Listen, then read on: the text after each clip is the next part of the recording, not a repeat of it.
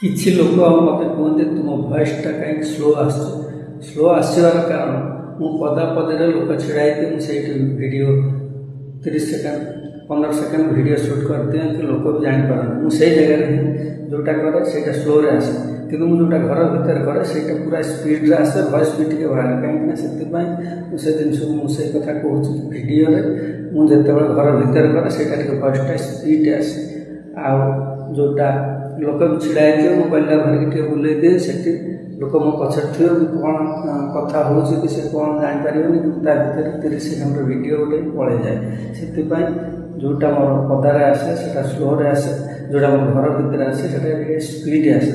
ସେଥିପାଇଁ ଭିଡ଼ିଓ ଗୁଡ଼ାକ ଦୁଇ ପ୍ରକାର ଶୁଭୁଥିବ, ଜାଣିଥିବ, ଗୋଟେ ସ୍ଲୋ ଶୁଭେ, ବେଳେବେଳେ ଗୋଟେ ସ୍ପିଡ଼ ଆସେ। ସେ ଯେ ସ୍ପିଡ଼ଟା କି ସେଇଟା ହେଉଛି ଘର ଭିତରର କଥା। ସେଇଥିପାଇଁ ଦୁଇ ପ୍ରକାର ମୋର ସବୁବେଳେ ଭିଡ଼ିଓ ଆସେ, ସ୍ପିଡ଼ ଆଉ ସ୍ଲୋ।